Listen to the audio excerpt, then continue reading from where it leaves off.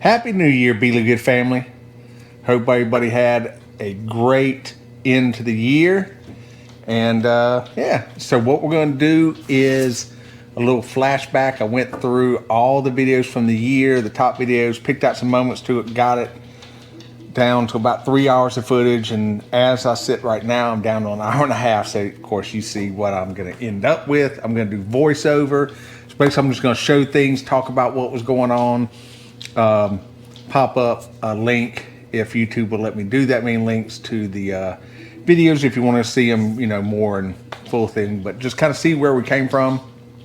It has been a crazy year. Big storm came in, started us off for January. It was the first time we really got a decent amount of water flow into the big pond since Chris had finished in September, about the middle of September. See some of the structures there they got put in the bottom of it. So I'm driving along through the field on the side. That's the area that feeds in from the little pond from the woods. We had added blue dye to the water because we got tired of looking at it wasn't even just a muddy look. It was like just the tan brown mud look. So we added blue dye to it, and of course, so it turned it green. The joke was green eggs and ham. It looked like kind of with the island there. So that was a joke for a while. See the start of the dock. The dock was a big thing all year of, if we were ever going to finish the dock. And over there on the right is the where the feed comes in from the woods and the overflow from the little pond. You can see the ring around the island. That's where we put pea gravel for fish beds. One place we put pea gravel for fish beds. There's the inlet, the main inlet. You'll notice that there's the main inlet. You'll notice that there's no extra little sediment pond there yet. And there's some fish beds also there at the inlet, a little shelf on either side. A lot of fish live down near this end. We've learned that in the since we've done the pond shocking to see how the fish are doing. A lot of them live in this cove. We kind of figured they would. Here's a little tree.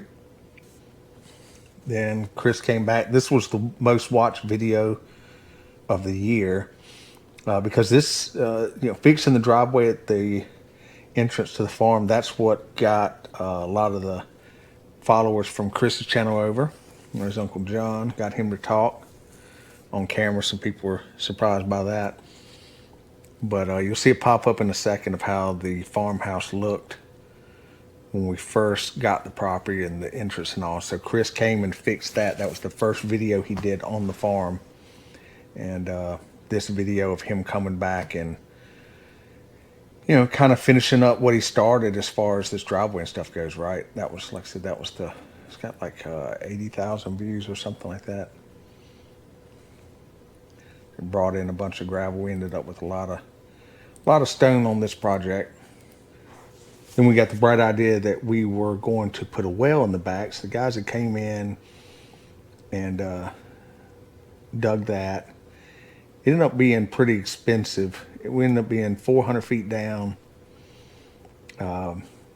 We hit shale, like a slate rock. It's that blue slate rock deal at around 100 feet.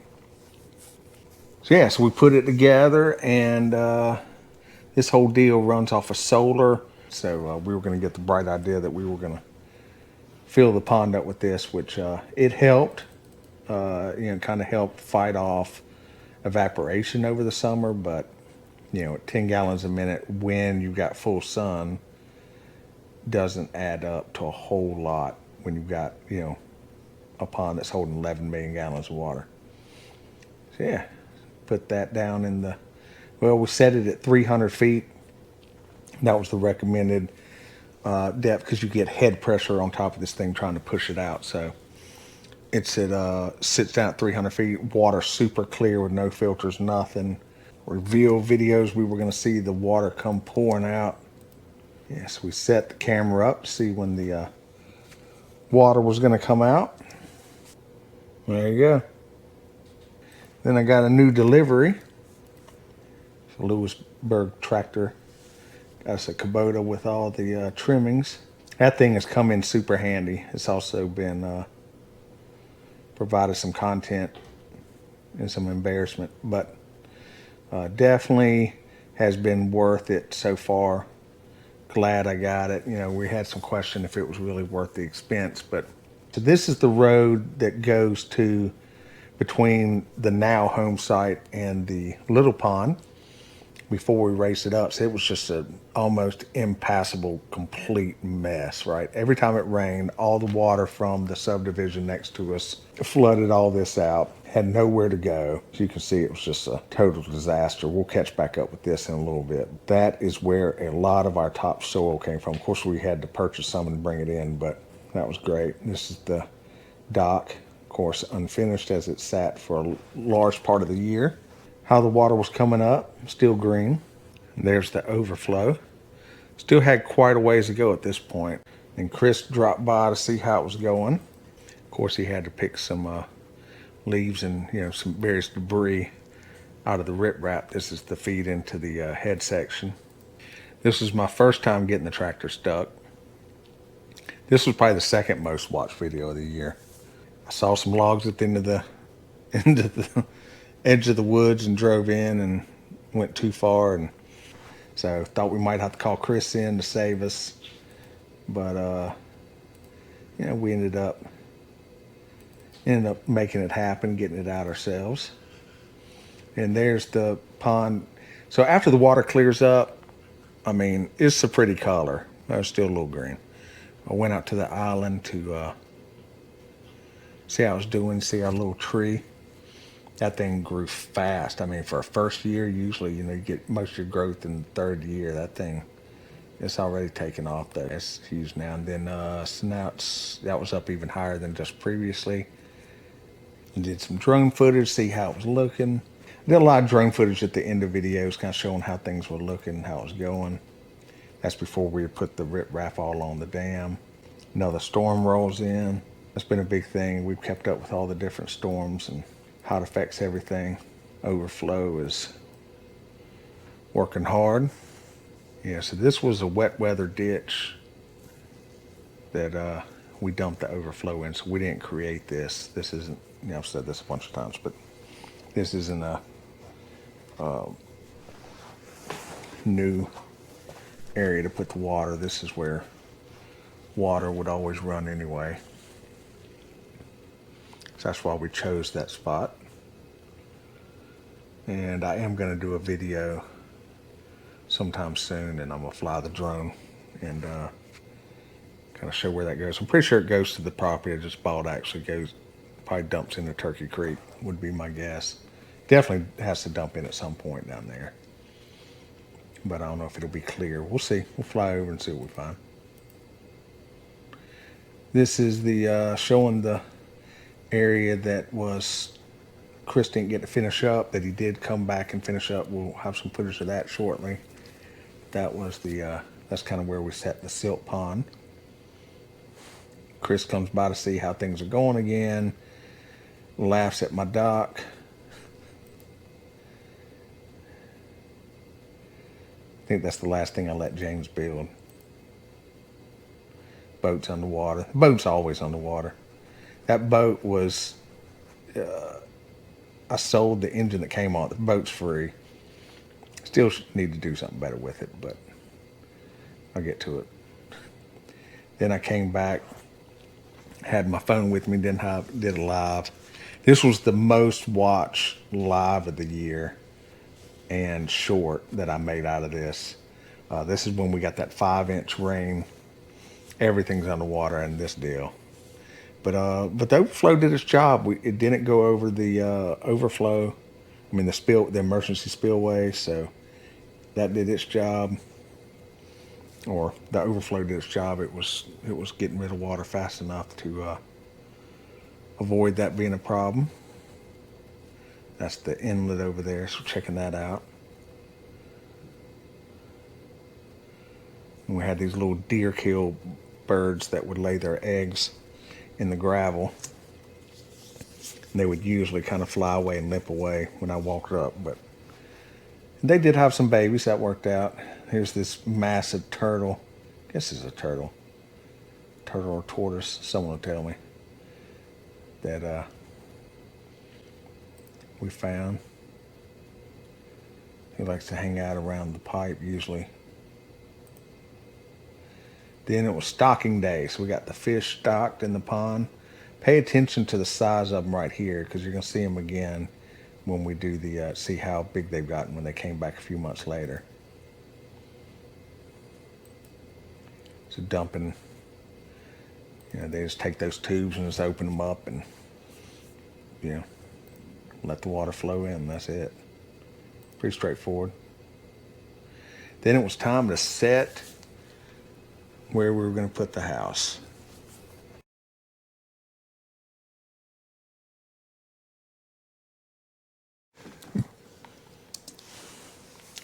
Yep, so finally it was stock the pond day. So Jamie brought out all the different fish. We did shell cracker, we did bluegill, and we'd already put minnows in. So yeah, so later in the video, you'll see how much growth there's been. But yeah, they just have them in those tanks and the PVC pipe and open it up and let gravity do the work as they flush them out. So they've adapted really well and have done pretty good, it seems like. So then it was back to work on the dock, trying to get this thing done. Still need to stain it and seal it. Oh yeah, Chris shows back up, talking about, hey, are we really going to take these trees down? Yes. So we took these last bit of trees down here because I wanted to have grass to the fence. And on the other side of the fence, we planted bushes and things that are going to grow up and give us the privacy there. They're doing pretty good so far. So we just kind of reviewed that. Then we reviewed where the house layout was going to be, making sure that we were all on the same page. And so on this drone footage, I was showing how I wanted the surveyors to orient the pins, how we were orienting the house, and how that was going to work. Yeah, so that's what it looked like before. We dug everything out. Had the surveyors put all the corners in, and we connected the dots with some orange spray paint, and I adjusted the filter on the drone so you could see the outlay of the house. And then Jamie was back to do some water testing, let us know how everything seemed to be doing. And then it was time for Chris to come again, and Donnie driving the truck, brought the Volvo back. All the equipment was here this time to build the road to the back and start on everything. So we got some good shots of all that. Dog not letting Chris ride in the front. She's funny about her seat. What was that? Oh, that was when they came with the wood chipper and Zach's tree service, just to kind of mess around doing some wood chips. Then it was, once again, it was more and more trucks of stone and Chris working on that. And then we decided to put the riprap on the dam, which looks a ton better, plus it's less upkeep, which is nice, and it holds down erosion. Chris always playing. Dock was pretty much done. Just hadn't done the roof at this point. Then we get started on the basement dig. This is the last tree that had to come down. This ends up causing a ton more problems than we ever expected. We should have just taken it down before I had them pin it and kind of smooth the dirt out, and then they could have because this starts a lot of issues. There's a pin that doesn't get set because the tree was in the way, and we thought it was going to be fine, but it just wasn't. And then the reveal, everybody trying to decide which excavator Chris had bought. and I was sworn to secrecy. But it's, everyone knows, the Hyundai. Brought that in, and then Mrs. Beelygood and I went out to do the first shovel of dirt from the house dig. Chris ends up taking a picture of us. Dog, of course, had to be in the shot. This was a nice, fun moment of us starting the house dig. Miss Beelygood was so happy. This video got a ton of views too, and a ton of comments. I tell you, some people just take things too serious, and I just don't relate to that because, you know, I can't live with so serious. But anyway, because of the title I put on it. But digging his way around for the basement. This area he had to put roll lifts in because that's where some dirt had gotten added when we built the pond. And when we had the geotech guys come out to check all the soil for the engineers, we specifically had them test that area too, just to make sure we were good. Then did some more drone footage. So after the basement dig was done, or we thought it was done, this would end up getting dug out, I think 2 more times on that corner. But turned out pretty good. Then we hatched the ducks, and we had lost a lot of our favorite ducks earlier in the year to a fox, and they had been sitting on eggs, and so we took the eggs and put them in our incubator and hatched them and got a bunch of little ducks. And then, surprise, let's go buy more property, which we just closed on to finish the year out. So this is the 90-acre deal. Some more coming up on that. So this is the first time Chris had really gone down here and seen it. So we were working our way in to see the pond that's existing there.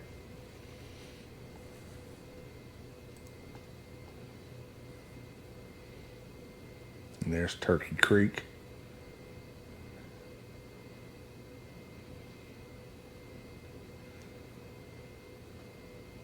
It'll be a fun project. We've done a few videos out there of us rolling around trying to check things out. Then back to the house site, we figured out that that hallway had to be dug larger because that pin wasn't set right because of the tree. And then we decided to put in a little silt pond.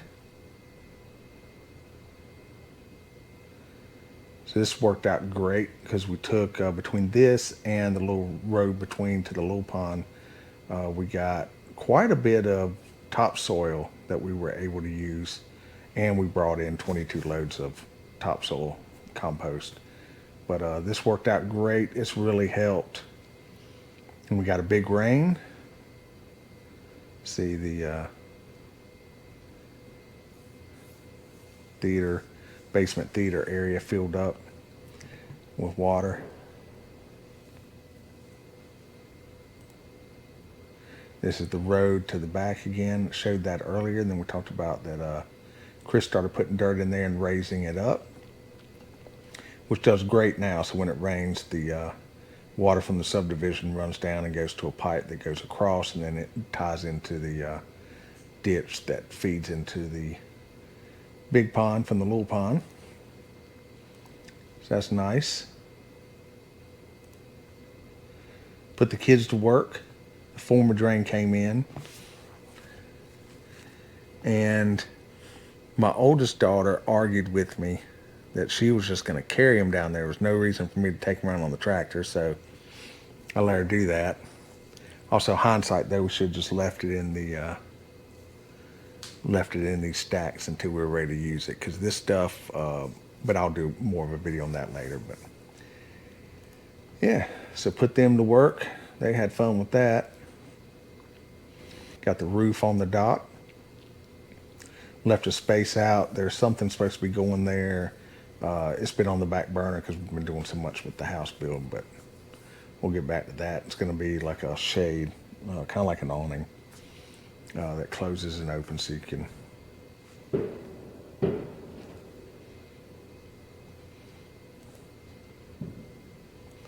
Topsoil's all spread.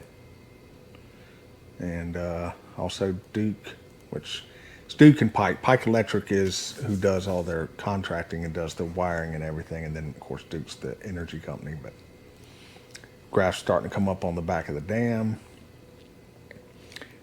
Duke, the guys from Pike finally got all the wire ran. Took them quite a bit of time, but they got it done.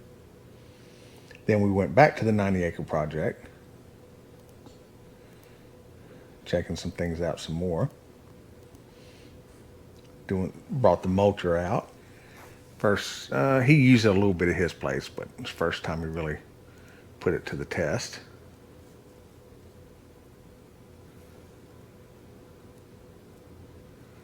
Mowing down all those Christmas trees. But really helped us, let us see what was going on. Jamie's back. They came to do the shocking so we could see how the fish were doing. And we got a big surprise ourselves. At least one bass got in when they stocked the pond to see how big that thing's gotten.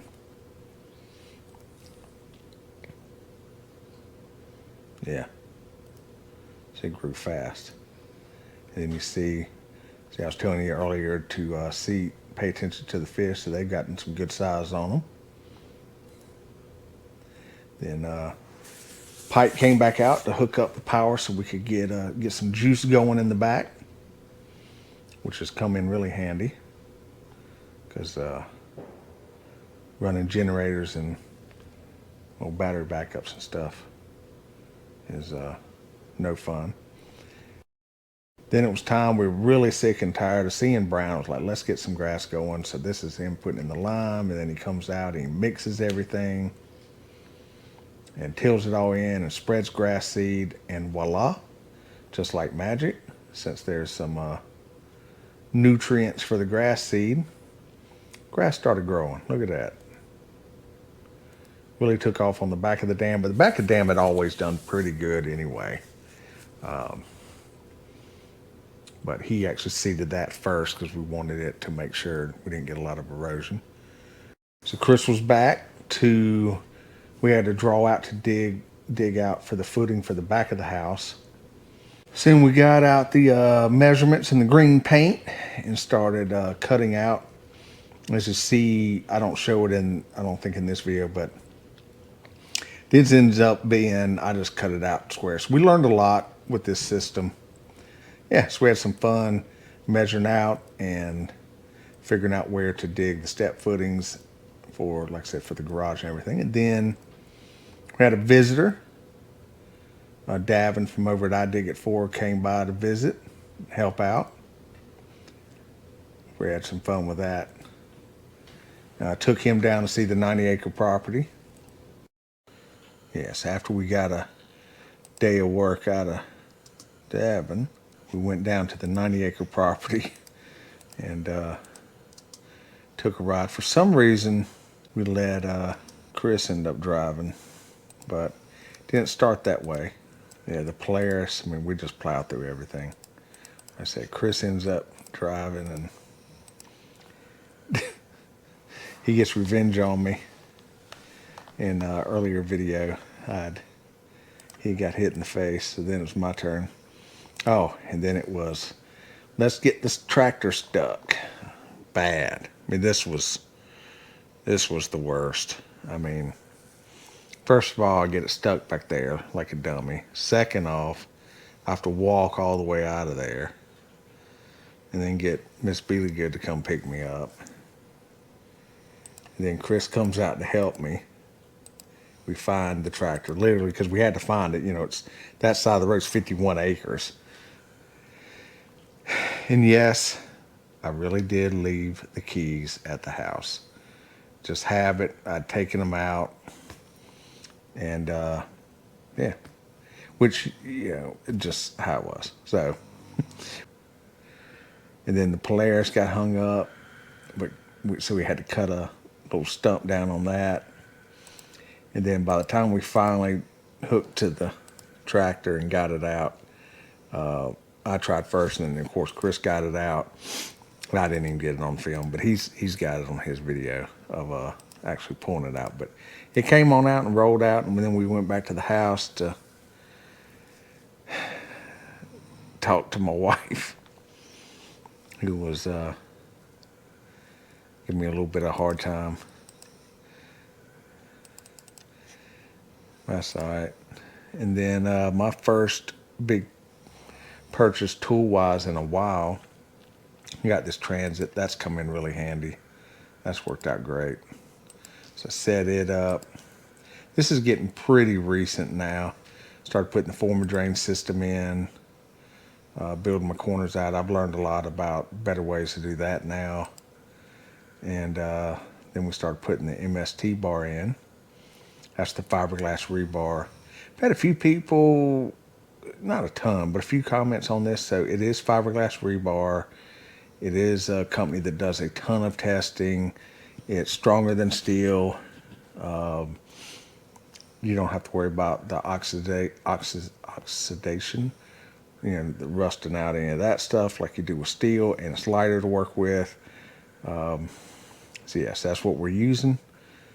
And then, yes, I had dug out the step footing some more. The plans, the engineered plans say 2-foot step ups, but they came back and told me they prefer it to be 1 foot, at least at the corners. And then I just I was over it by this point. I just said, okay, put my head down, took the shovel, and just got it done. So that's what I'll be working on in the new year, is finishing laying all the MST bar out, and because all the former drain is now connected. One thing I did get asked about is how the inner and outer how the inside part gets out. So there are some connection pieces I have to do that allow water and vapor travel between pieces. So you'll see that when I do some more videos in January. But yeah, like I said, now all the former drain is connected. On these radiuses, it doesn't really matter that they're not perfect. They just had to be, the concrete pour has to be bigger than what we need, and that is the case. Yeah, so that's kind of where we've ended up. It's close. Yeah, I've done, like I said, I finished that corner out since I made this drone footage, but kind of wanted to end it with some drone footage. And the grass is coming great. The animals are doing pretty good. Family's happy. I just need to, stop getting hurt. I've gotten injured a couple times in the last 4 weeks, and I'll talk about it at the end, about the most recent. But yeah.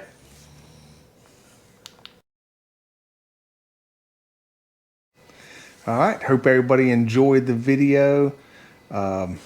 It's 11/18 New Year's Eve when I'm recording this. So this is the ending, and there were a little bit more voiceover I have to do, and then I'm gonna upload. I was hoping to get it out before New Year's Eve was over, but doesn't look, because I know YouTube's gonna take at least an hour to process this. So sorry about that, but as you can see, we didn't do the New Year's Eve live like we usually do, and we're not doing fireworks. So a couple things happened. One, I got injured pretty badly the day after Christmas, and then had some other lingering effects from it a couple days later.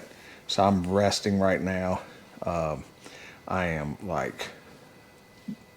I'm good. Overall, I'm good. I'm moving, everything.